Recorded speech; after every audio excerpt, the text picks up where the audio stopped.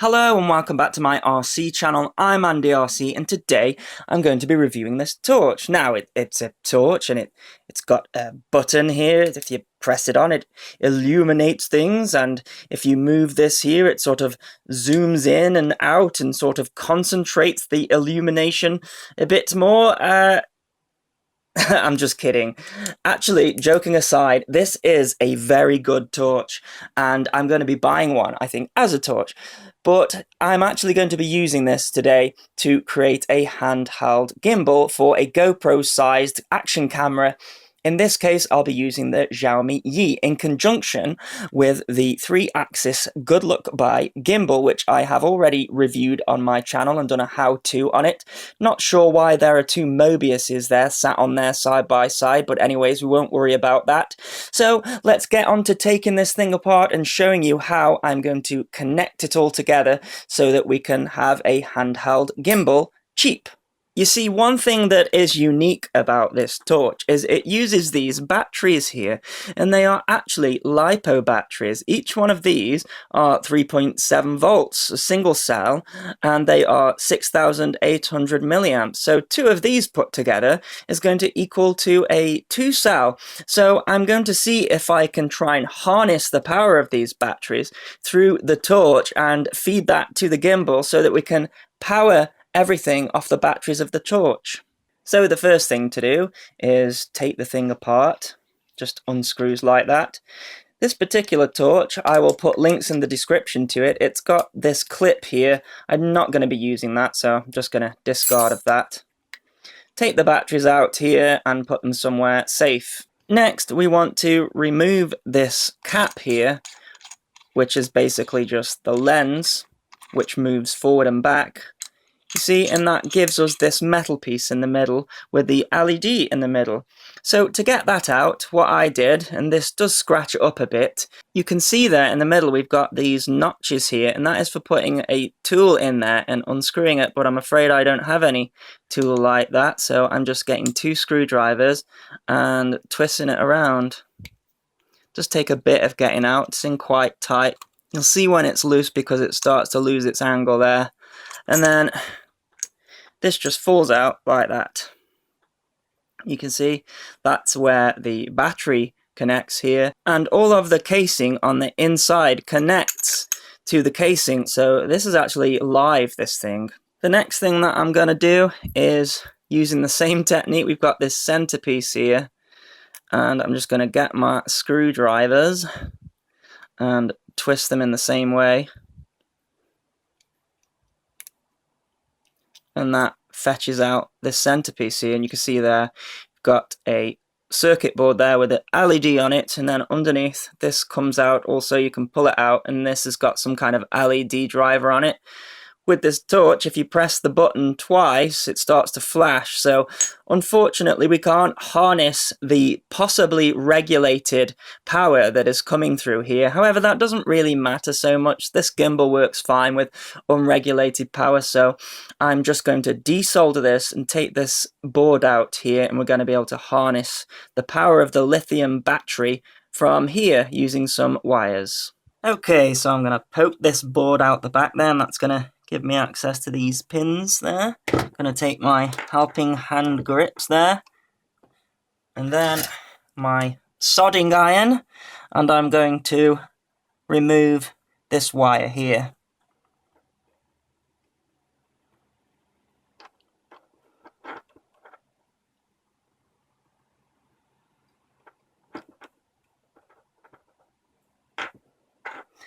Success!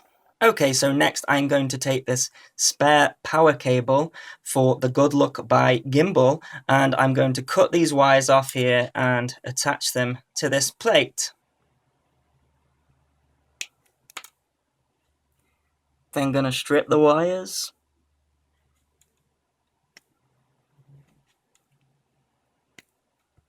Next I am tinning the wires. So now I'm feeding the wires through the center hole of the gimbal plate.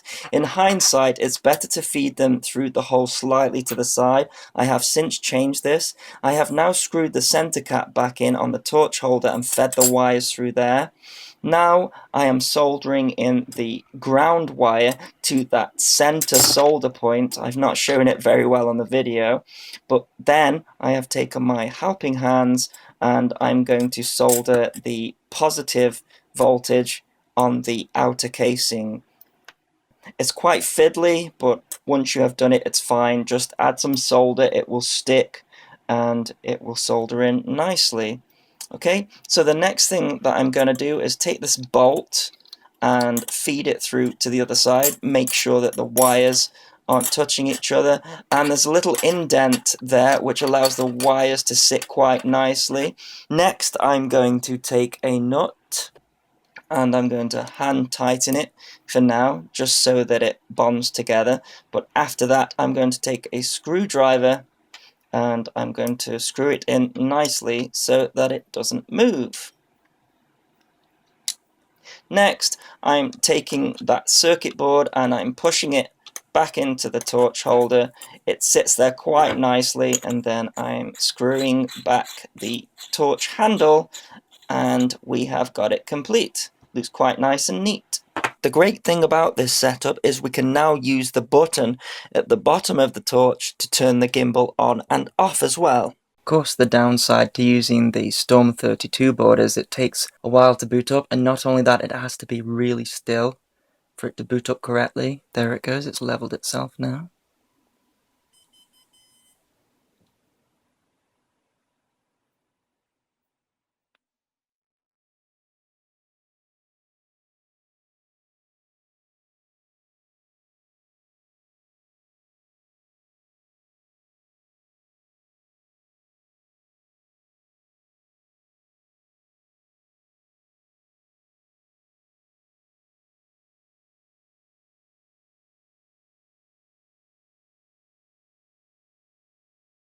I mean, it's good and all, but it feels like it's got something missing. Okay, so let's see if we can take this a little bit further than the usual handheld gimbals go.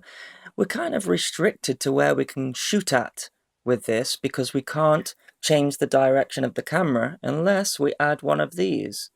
So this is the DYS joystick here, and I have cable tied all the cables up nice and neat, and that is going to connect into these inputs here. So let's get and do that. I'm going to flip it upside down for this. The first input is the ground. Second input is this brownie wire here. The next one is the white wire. And then we skip one. And that is going to be the positive voltage. And then the blue wire.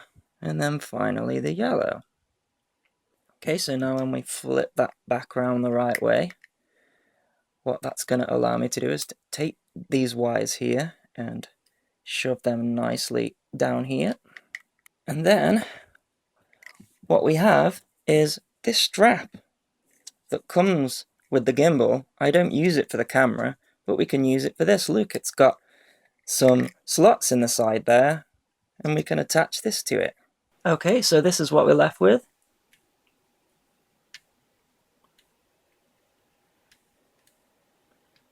Neat, right?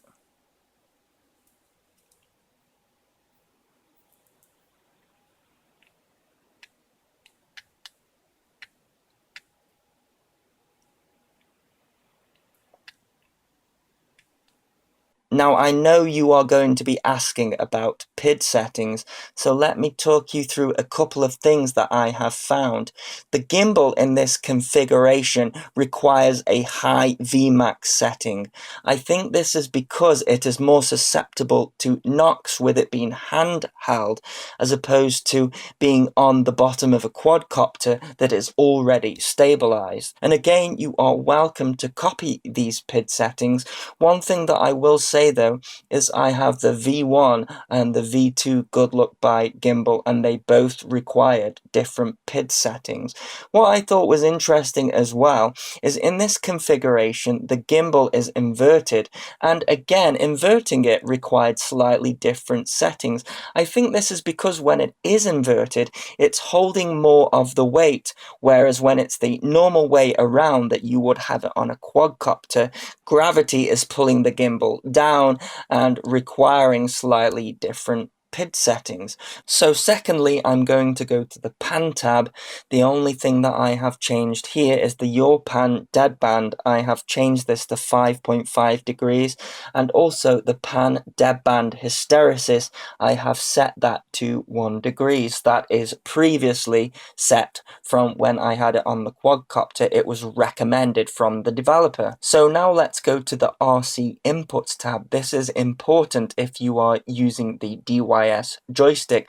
I have changed the RC pitch to pot 1, and I have changed the RC yaw to pot 0. Now those differed between the two gimbals actually, so you're going to have to play around with that a bit, but you can see I have set the RC roll to RC1 as well, and that is because my roll was slightly at an incorrect angle, and you can see there on the RC roll trim I have set it to 44. Now that setting does not work if you have set the RC roll pitch to off, so I have just set it to RC1 just so that I can adjust that RC roll trim to get the camera level. I was getting a slight drift on the yaw as well, so I set the RC yaw trim to 7. You might want to adjust this for your specific setup. Another thing that I have changed on this tab, you can see there the RC pitch acceleration I have set to 0. Same with the roll, even though that is inactive, and also the RC yaw. That means that when I move the joystick I get a nice snappy movement, but also if I move the joystick slightly I can get a nice slow pan. Also you can see there the RC pitch speed I have set to 100% for all axes. Something which is also really important if you choose to go down the joystick route is you need to set the RC pitch mode to relative on whichever axis you are assigning to the joystick. So here we've got the RC pitch set to relative and the RC yaw mode set to relative. Of course the RC roll mode isn't connected to anything, so we can leave that to absolute or whatever you like. So let's go for a walk around the garden and see how this thing performs. Also, let me introduce you to my 2 test subjects, Tilly the tabby cat, who is being very respectful of her owner's garden as always, and she just clocked her best friend, Jasmine, the Sheltie dog, who is walking around the corner. Jasmine is very interested in the camera. So let's go for a walk around the garden and see how smooth this thing is. I have recorded this in 60 frames per second, however this is going to be uploaded to YouTube at 30 frames per second, so it's not going to be as good as I am viewing it here, but it still should be pretty respectable. So it seems that Jasmine has chased Tilly into a plant pot. Tilly loves to sit in round things, and Jasmine loves to chase her into round things, so it's a win-win situation. And as you can see here, Tilly, as ever, interested in what I am doing. I think she's slowly giving me the "I'm going to attack you" eyes. If you don't stop this, I don't like what you are doing. I'm getting ready to pounce, so you better get out of the way. And I don't think I'm going to stick around for much longer.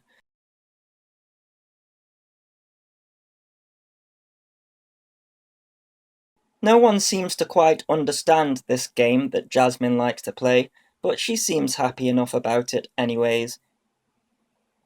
She can be a very clever dog when she wants to be. So there you go, that is my video on how to make a cheap handheld 3-axis gimbal. I hope you enjoyed the video. Please continue to subscribe. Cheers.